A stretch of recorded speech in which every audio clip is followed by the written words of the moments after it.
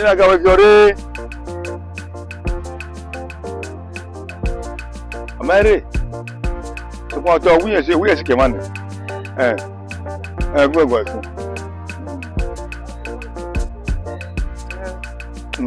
Okay. Oh, me fina ni awu ya. Kele da ko bango e. Are be ga kini. Go to tell dia. Go tell ma. Ni are to. Hey. Wait, I'm not telling you about this one. Yeah, what time was it? I had it was enough joy.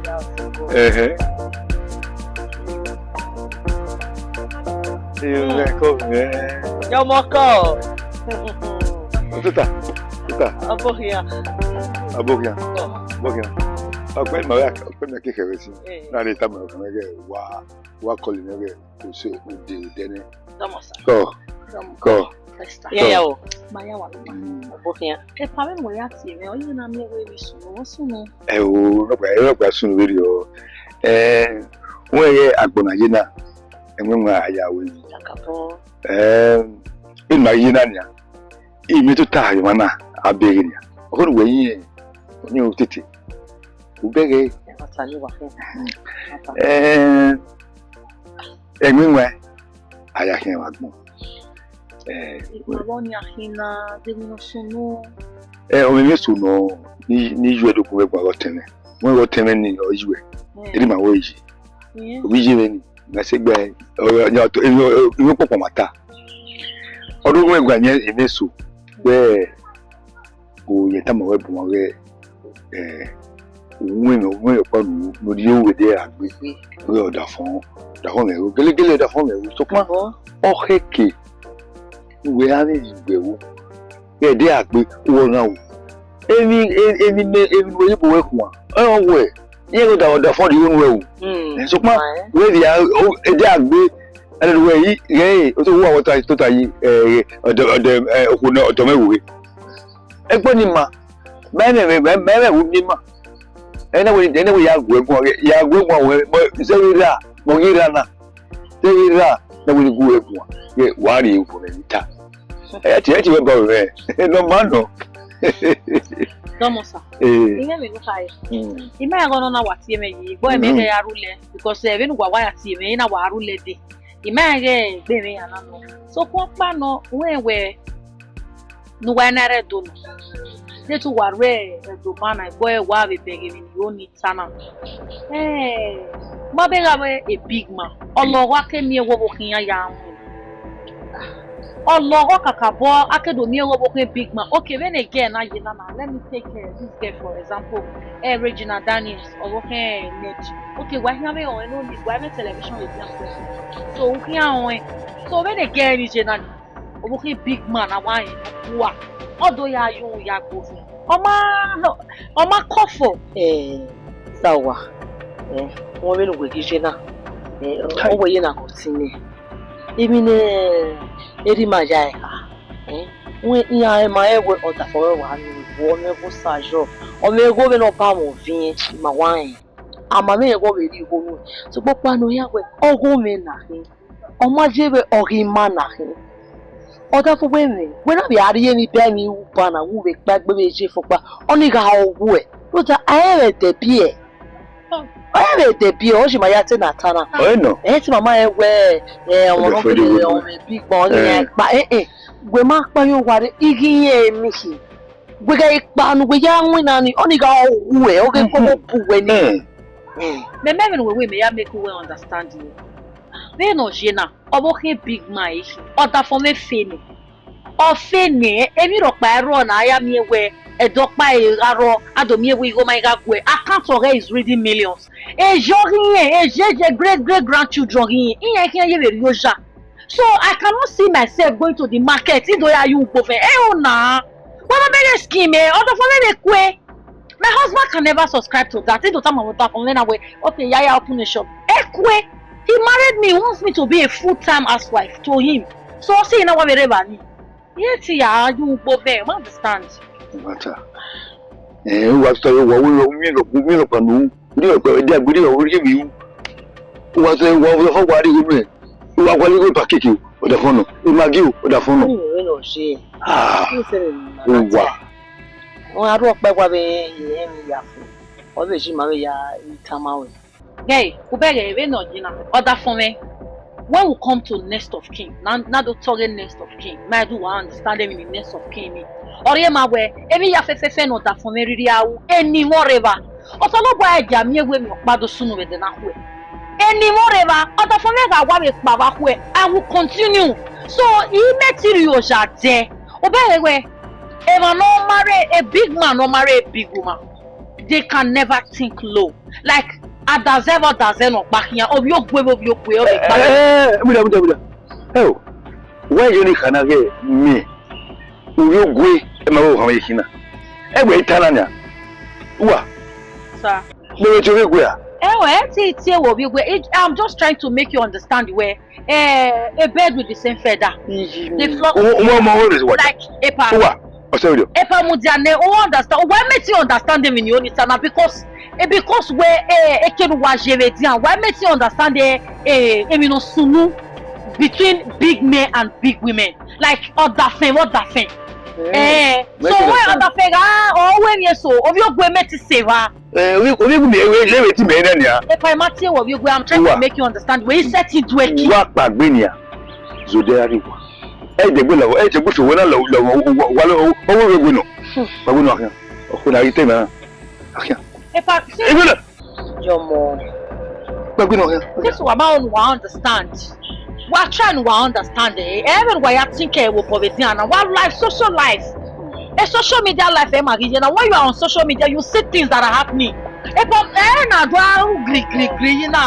don't call me for this kind of thing again. I like it. No, I senior brother to my mother. I see any now I keep calm. Oh, my team he arrested. Oh, me. Oh, wow. Yeah. Hey. Only the man who you go. Women type. Yeah. Women type. Honestly. Otoge no ba. Yagina cheche. Ya tebe tama wena go jogi ma. Wo you ave wona be gina tebe tama ewe. O da fe ba kian. O you go. Ebe ya kan o be go ma yina. Ye go ba kian.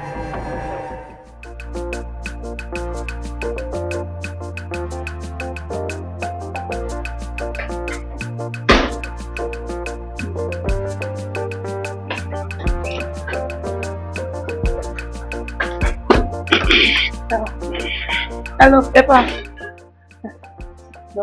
How are you? Yes, sir. Yes. If I tell you now, whoever. What are you doing, honey? Yes, I'm going to correct you, Rabbi. What you doing? Any. I'm not going to someone. Where on who are married or that family with this. I must go at sea. Lare, not for me at home. No, they who are to Nika won't no, you go no matter so. I got tea. I want tea, by nothing important. Anyways, I know why you could see what in the Agueta. Yes, I have something to discuss with you. You see, a house of people, or where you only don't agree in school, we can be in school saying she's not satisfied. Oh, we only would be at school, you want. Honey, come on. We're made down here on here. When you relax, we're in London. London? Oh, we ain't going to go in high school. And the last year, we man here sponsor. Oh, yeah, cookie already not only we are in school. When we're in, she's a hard-working girl. So, you know, me will wear or cookie in here. Or really will wear when you don't agree at school. It's a good thing for me. I mean, but it never. Yes, you know. Let her go back to school. Honey, don't tell me that. Let Mom never go back to school. No matter how many age school, if she wants to go back to school, they don't quit. I don't know all the way here students under my roof. For what? Honey, it doesn't matter. Oh, no, we're not living now. Mommy. Oh, wait, man. I'm going to okay? Except I don't want to school. Except I don't want to school. So, except I don't want to school. She's my maid and she will remain my maid. Everything I mama, all the way here, I go school for what now? Don't hear that when you get why she's at school. To start with, Mom, I'm not employed in me. But she works for me. Who were employed? So I can detect what happened. Okay, Mabel, I support where not go back to school. So anytime you're looking at it. You know I can never subscribe to that. Oh, really? I can't subscribe to that. I met in school, school, or school, or quit. I quit. They don't remember. All right, I'll say it. School of Canada. I've told you. School of Canada. I'm not being part of this. You quit for what? That's not for you. That's not for you. That's not.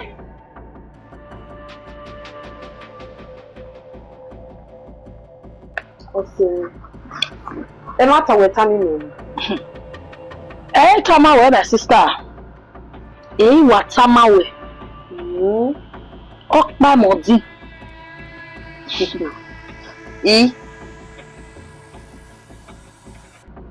Oda fún wẹ̀. Ọmọ. Mẹ́nà ọmọ yẹn yóò ní. Mọ́yẹ̀rẹ̀. Mi kọ́bọ̀ mẹ́ nù ẹ̀rú ìta ẹni bọ́tá mímẹ̀ náà máa kílẹ̀ rẹ̀ wí mẹ́sì. Ọmọ yẹ̀rẹ̀. Ọ̀hún ni ẹ̀yìn ká gbá fi ọ̀rẹ́. Mọ́yẹ̀rẹ̀. Mama. Ọ̀gá àgbo ẹ̀. Mata, come on. Ẹ ò láre o, ẹ tu wọ̀ mí. Ẹ ò láre o. Dọ́wọ́n náà rí ọ̀dà sí Tinubu ẹ̀, dọ́wọ́n náà rí ẹ̀yọ̀ yóò gbé pẹ̀lú tó aká mẹ́. Ọ̀dà fọ́ sí mẹ́wẹ̀, òkè ajé skul wẹ̀, wọ̀ wá ẹ́, dáhùn kí. Mata, Mani ẹ ò mú dáná o, wọ́n wá jọ̀rọ̀ wò bẹ́, òrò wọn náà kọ̀ wọ́n gbé wọ́n dá. A position where or changing it. Why tell me, man? Will you shut up your mouth? Or see me bubble na kwa. What bubble are you doing? Why tell me, man? Roots, I'm a position where you're just an housemaid. You understand? Who made that your back?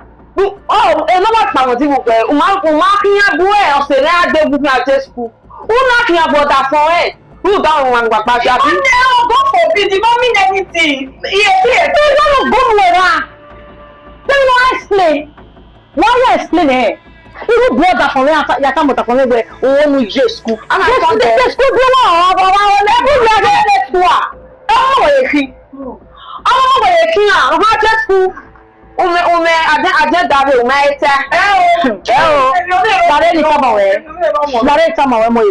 if you know what is good for you, you better have a rethink.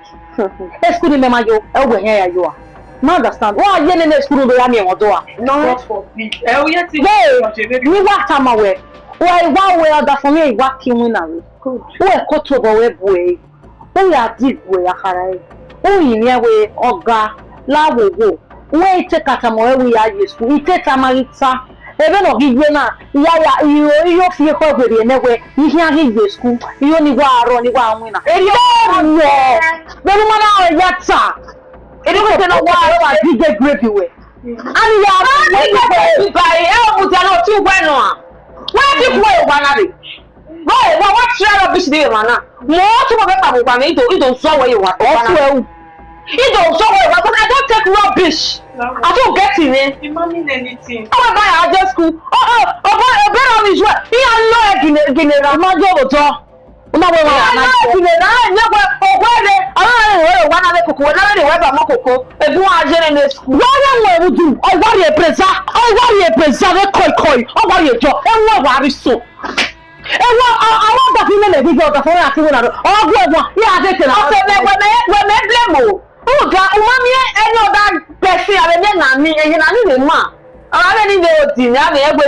of the other forward. Again, of two she go. Met up there, we are in. Of two she go. Okay, I tell you, are the other forward we are cool. On are you cool? Not on my mouth, you go and what to honest. But I never know myself. Yes, or what if I said the ground, I will pay you just school. Okay, ma. Yes, ma. My baby. What are you? You know what I will money, never. What put on me? I just feel worry. What will let me away? You did you? I'll find you there. What nonsense? That is that. No, but you know they just cook that. That's what's the way I never. Yeah, we beg him to. What are you going? Me brother.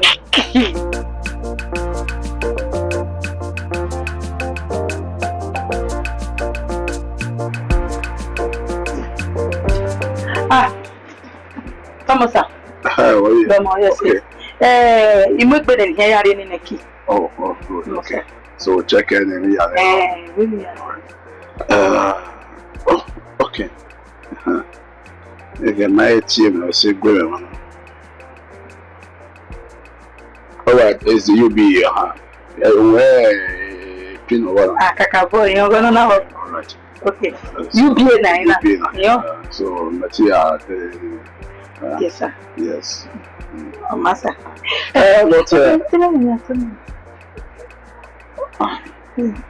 Hotel no Atamara. And that's Metin, Atamara, only well. Oh, anyways, Metin. Yare, Yakaki. No need. Yakaki, Yatama, Uruana. No, I don't know. Talk to me.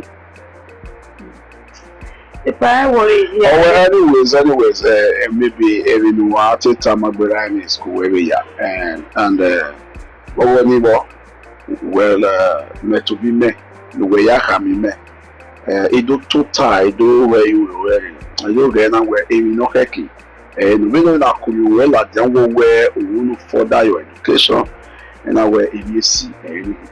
So, already matter, they approve it. So, the school you yeah.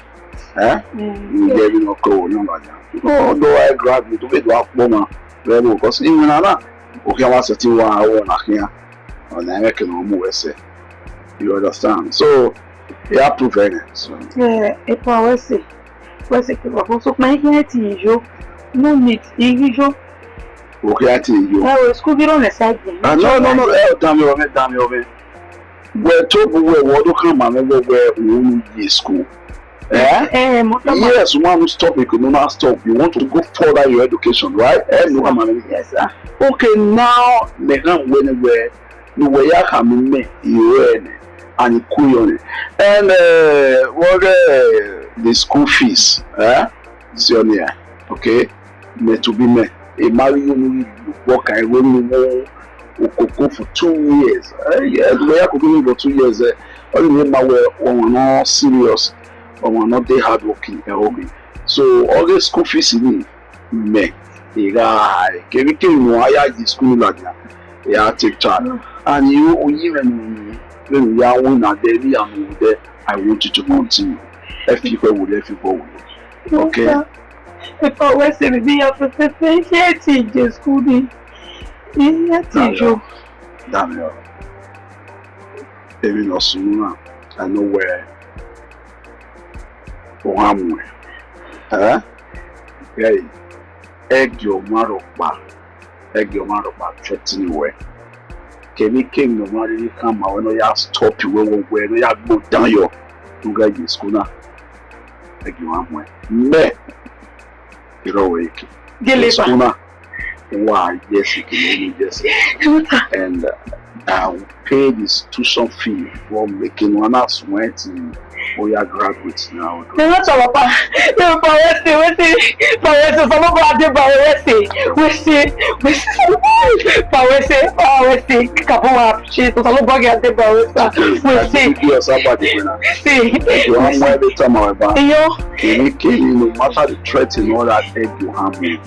make sure where is school now. Oh yeah. You say we say for come you want to work on look to the waru we say to solo book ya te ba we e pa ni tele ba ri ki e ri kan le special wa lo e ri kan le bo la de e pa we say wow, she's so happy.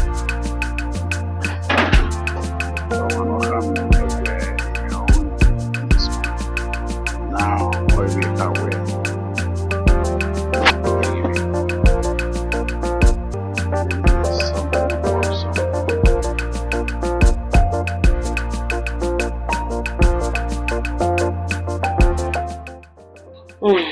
D'accord. Obligé encore. Yeah. Wọ́n ti sọ̀nà yìí. Ìwà dé bá olùwà ọ̀hán yá rí mẹ́.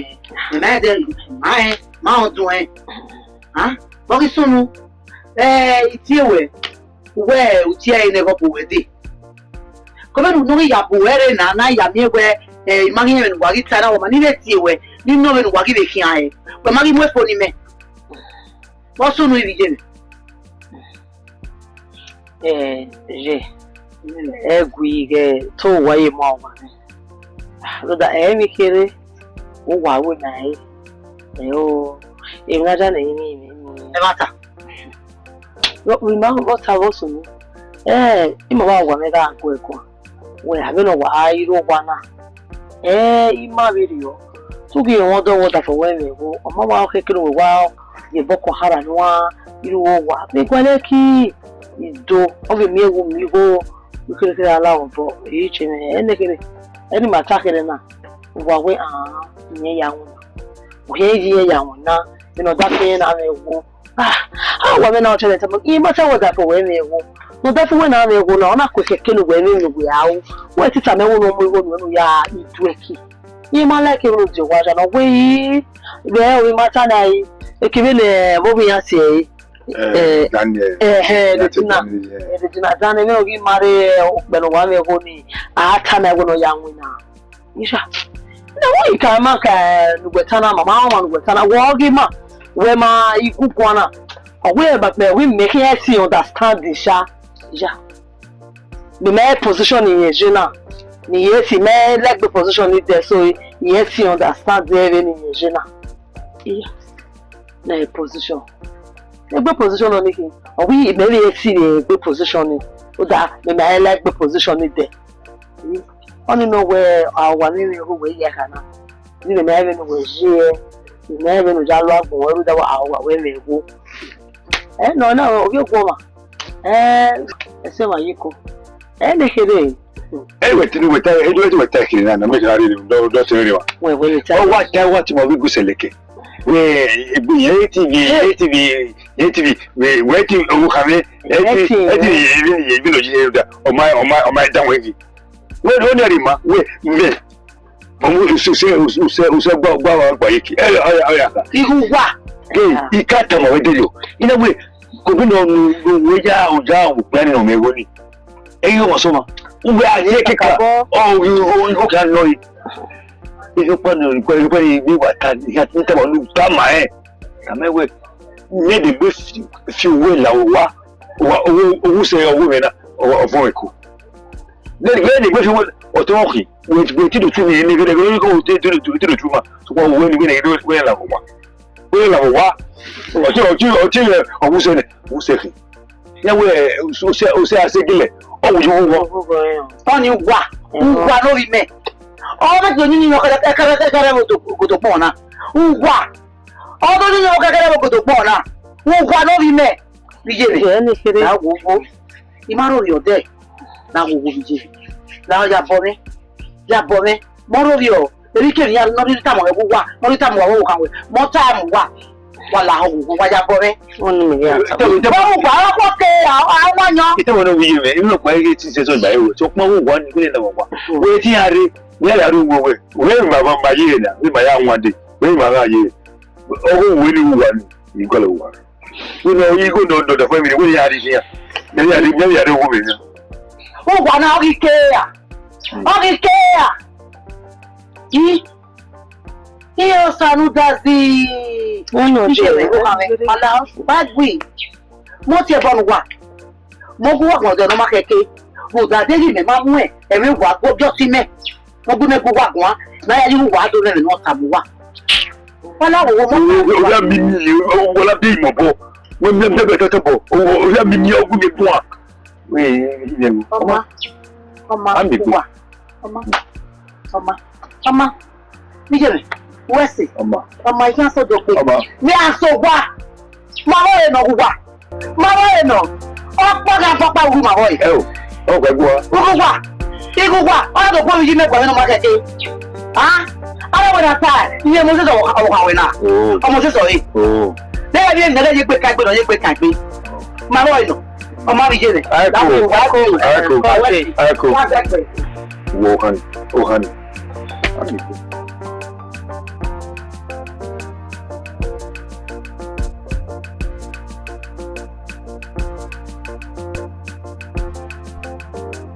want to see. If you make boy, ni moi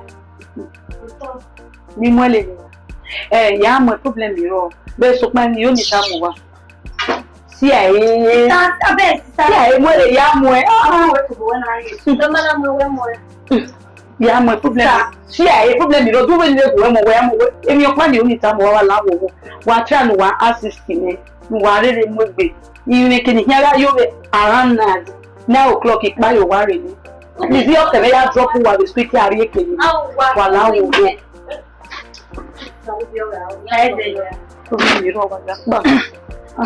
Madam. What's soon when 9 o'clock? Madam, meter with me have a time out. Yeah, school. Okay. You go where Oga. Oh yeah, when that's when in school. So the form here drop the school and feel anywhere we are. Okay, school you drop it.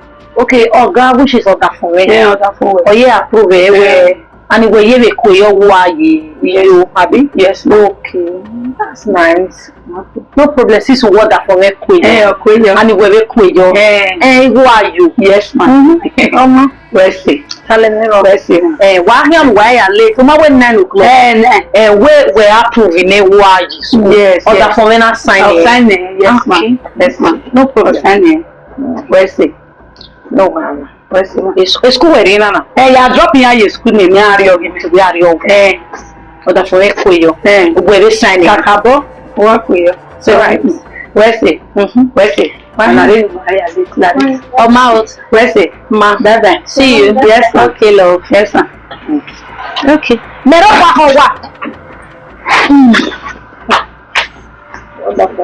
approve it. You're to be a reader. Alright. Hina.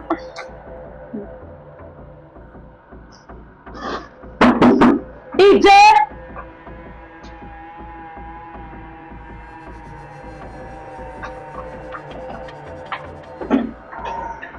Call you.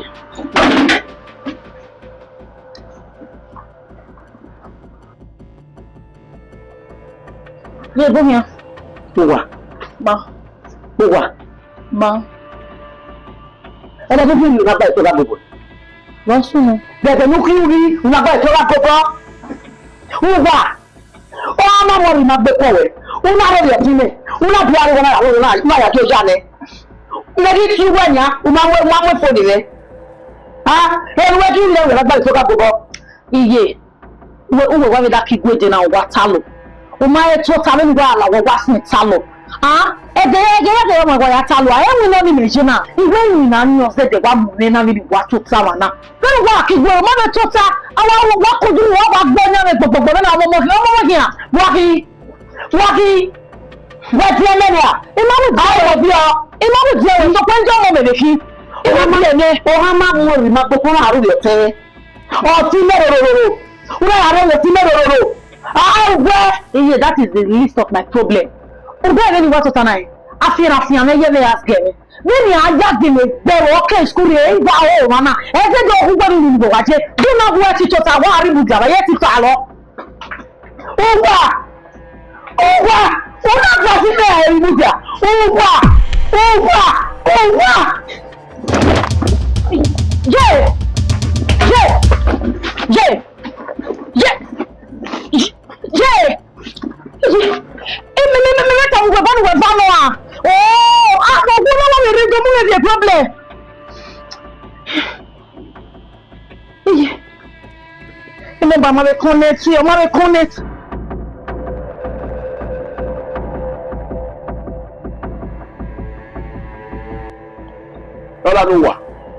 Well, you are happy now, right? Yes, a couple and you are happy. Don't want to know. You are asking me where, well, when you go to the hospital, your mother is lying in the hospital. Why no one will go? Where about him? Back in the way to. Only money send about family. Only money send about family. Don't be very respecting you. When whenever you're more, don't you have respect for your mom? Okay, you will go. If you go back, guess me that is you. You know, my guess you die when you want me here. Honey, it's okay now. That time is okay. Stop that nonsense. Hey, don't come this to me. For me. Baby. Don't baby me. Let you do now. Eh? Nonsense. When I say my boy, honey, eh? Baby, honey.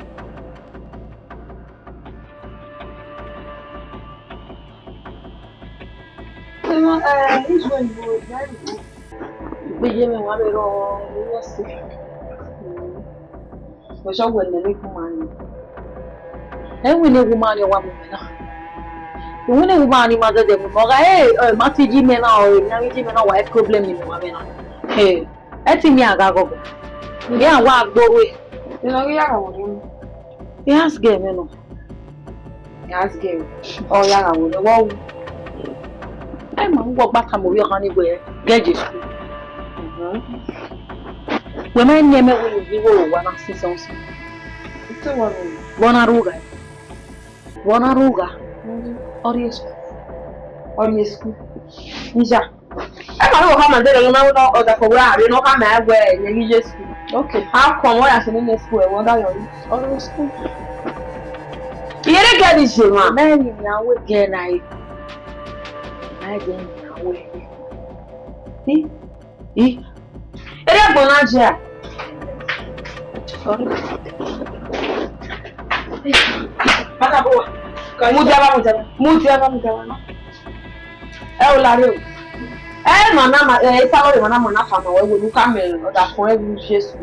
How come it's where I did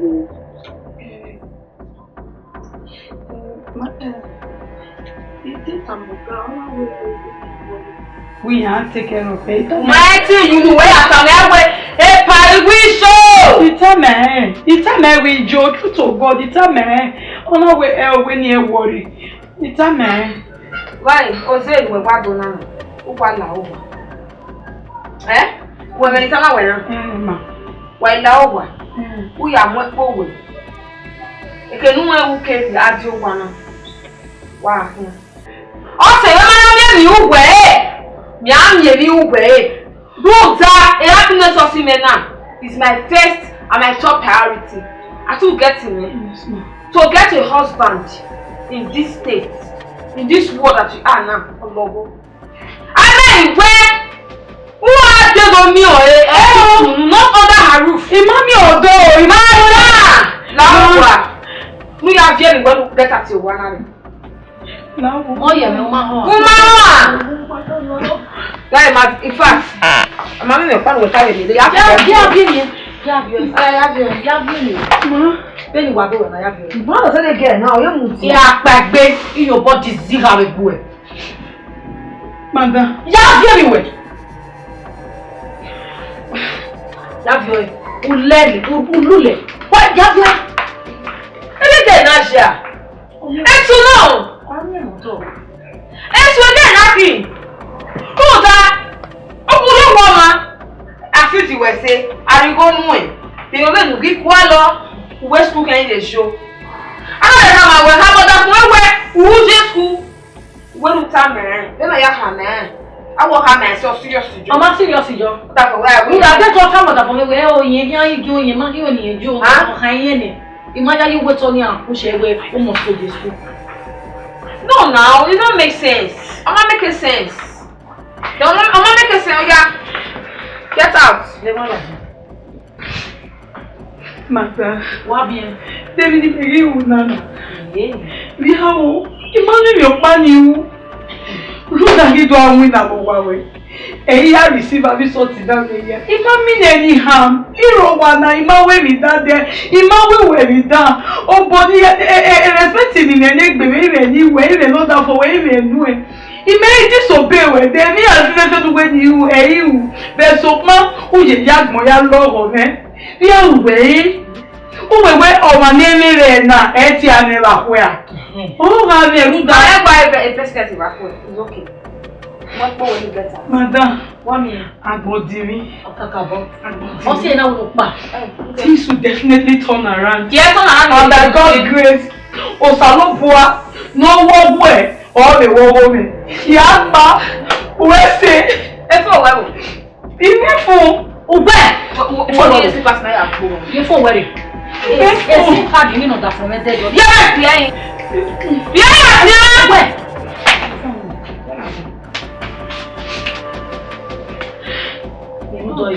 So what are you going on? It's from where? You better not the other from what? Join me. Can you imagine?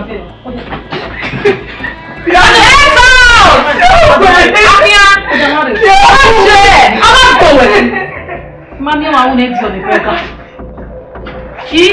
I want to hear about my cocoa. What people are out there? Not aware there. You will not will respect next day. You have respect for yourself. What about mate? Away, yeah, they industrious.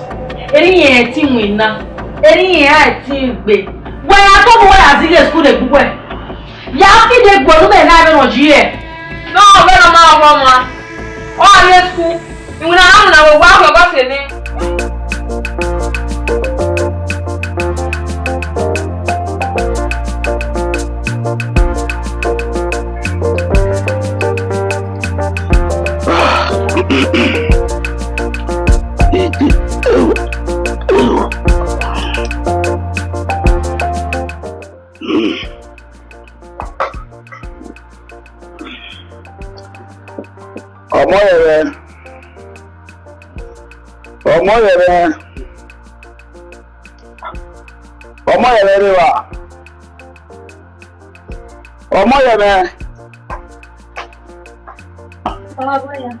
Wakuye. Can I go here? Oh yeah. Yes. Wakuye.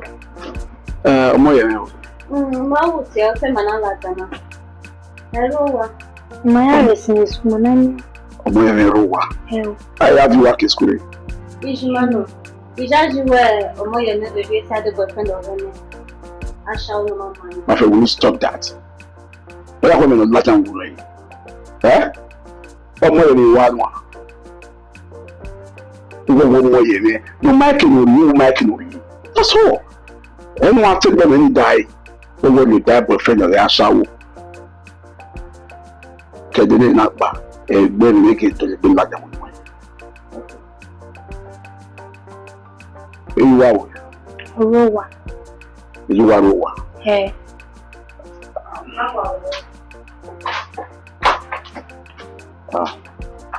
Honey. Oh yeah. Where I'm very well. What is it? No more, me call so what? I got some guy, they go in a year to school in a neighborhood. So why my I did the one. Oh, my, my happy and a Carolina school now here. We're school. Maybe also what? Mamma, you know, a rescue, a rowa. So, me where Omoyeme, or my girl, or my I cannot do. My rock, but it gay. So, guess who gave Meggy Lao Moy and the other Moyeme, Bone, and one I school. You saw right now, I wear wardrobe year where a person of the year of my river, luggage of my river. I know the Kalaogan, me I get all to the because I'm so sure where Omoyeme or Duliman if your body again or the my way, no, I know that banana may set me why the Ogilvy or Jere where Omoyeme to go for one. Omoyeme ran Babu 1 hour without my notice. Personally, well, I will tell you where my checking when we're doing the if you're here. I know Omoyeme too well. Omoyeme said to me, Omoyeme ran everything here. Yes. What is goofy me? Era, boy in a remy, only a bag, no in a remy. Let's see. We will find out.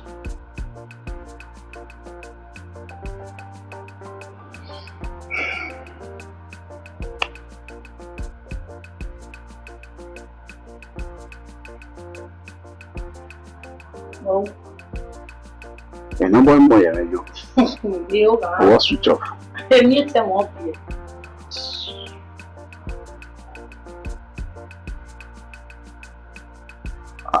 Ẹ fi ayọ̀. Eno bobo ye me fi ayọ̀ lu da ye o se yin pere. O e mi no mi. Iye purposely the phone yin jo no mi fi na activation. Bo gi me no ro yin fi me na ti. Wo pa ri ti.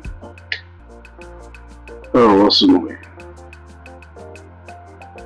This is unlike Omoyere. Moyere has such a worry about worrying on my money. I was that. Every no time you may know. Omoyere, right? If you in Katasi. No, she's not like that. And the reason Omoyere about what on her bar. I want to. Something is fishing somewhere. Yes, something is fishing. I want to. Something is fishing. Yago ga we say dey mi no mo ye me fi o e. Mi are bento san so go. Oh, there's something wrong somewhere. I'll find out. Or you know to run. Moye. Agba o, keru di aje agba o. Mommy. Show where you want boy. O me be ya. Bo lo on na ide very wa mi na ona ike va e. E ku be be ma. Ure. Omo dan ja bi e ja ku wa. No ka mama. Wo be wo mi su e. E ma mu e lo wa e ko wa.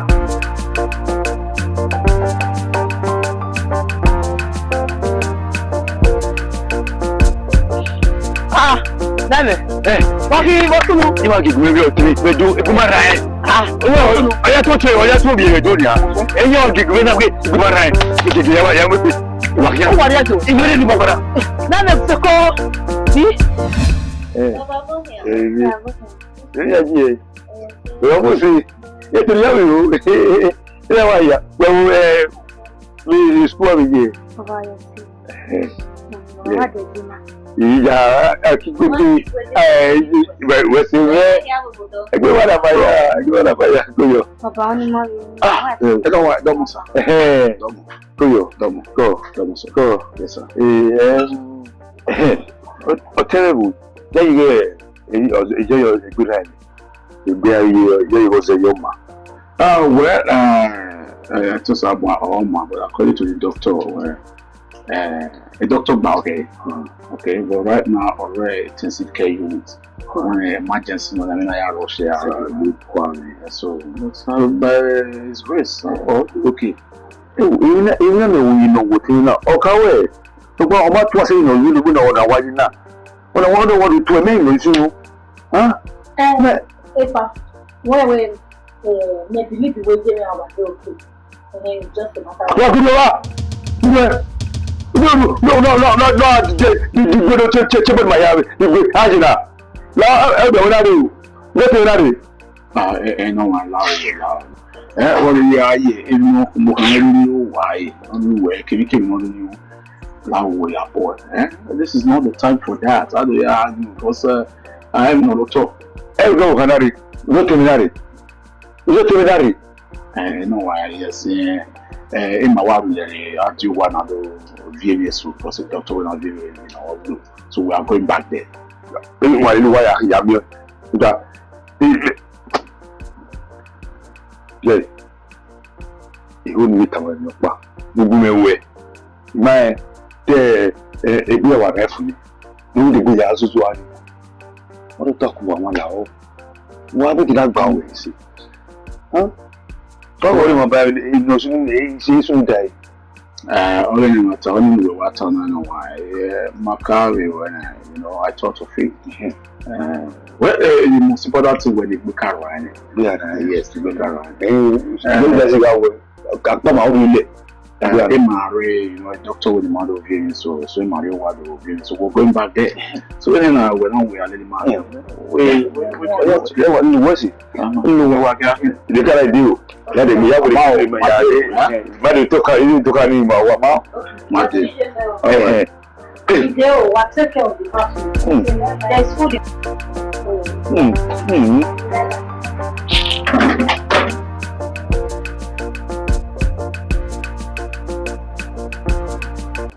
Yeah, for. Where could you go away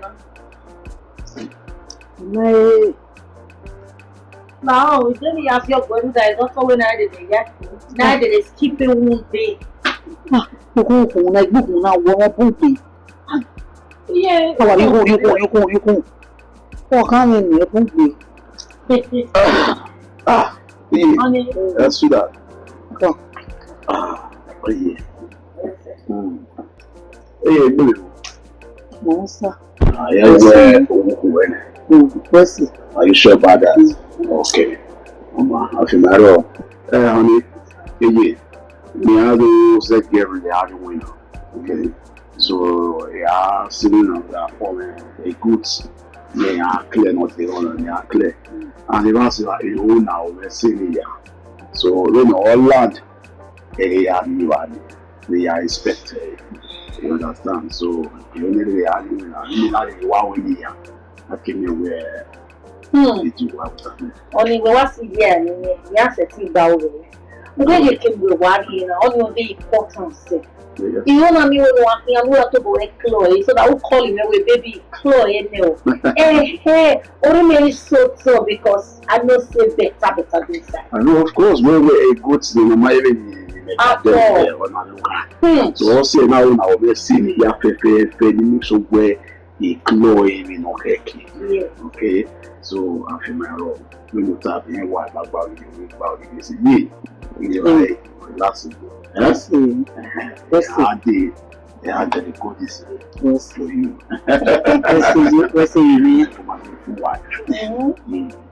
So, Only that is why the men are here. Because anyway, at the end of this phase, yes. hey, massive turn up. Everything, you let you understand. We're working. Oh my, yeah, the middle of here. So I'll see you guys later. Okay, maybe. Yes. All right. See you. Yeah. And now, Bye. why go? Larry, hana wa mege enye aya kini gusa wa tanya gbe si. Hey, Enoke amakpe no ki akini gus. Amakpe. Ora na pe yon e. hey, EJ, kube egusina. No da fime he ya claim. Egusina wo ebo na ya fefefe. Ama eni ono ehi ebe egusini de. When not tomorrow that for me travel go reach China. No dey egusina si ero na reach China. Wa make sure we ya test e. Ado gele journal ama gele ni we egusina omoro pa eru owo ebu na. No ele the product na. If you know that for me wa claim egusina e. Oga hiwe will be 30 billion naira richer. 30 million. 30 billion. Again, no what they are. Alright, 30 billion. So what's 30 billion, 30 million bam. A million, a billion, no, a million, a billion, but a million can make a billions. A billion yalugan. Oh, a billion you go ni warwa. A me on a yekede, a B on a warwa. So any you see it. A good sin on the energy. Even on that from a loyo or booby. Oh, that for me, now could never see a good delivery by. Oh, my easy. Do me have to wear it. Cooking, we're going to cook. 1 hour, you can.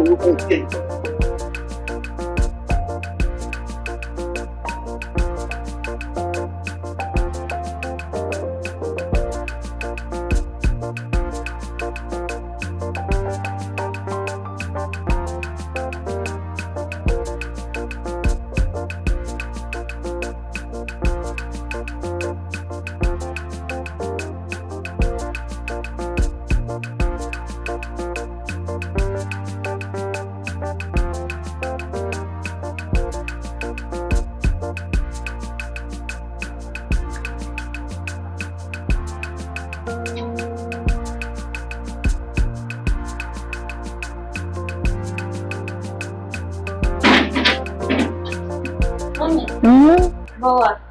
I hear my darling. Corre, boa. Yeah. Okay. Okay. Oh yeah. It's called you. Vivier, Le square ya here. Ese. Eti shani kama wena wa give me eti kidogo. E ma sa. Wala ko teacher. Yes, yes. Iya jeme mawe. La rukoni. La rukoni wa ya biwo. Nkari sibe kona ne we no agume owuga. Okay. Hello. Yeah, good afternoon. Yes, I'm Mrs. Agawa. What?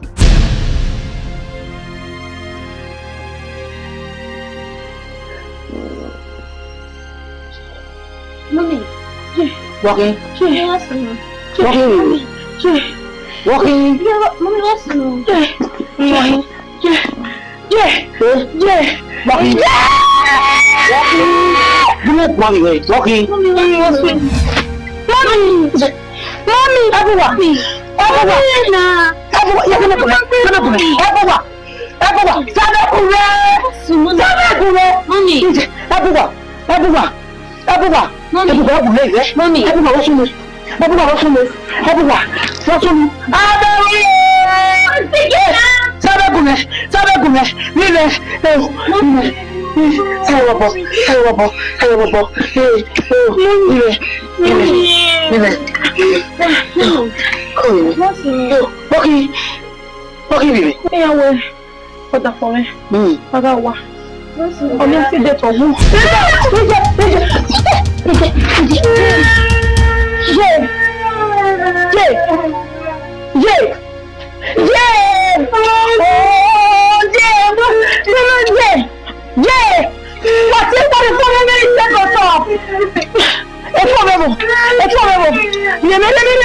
It's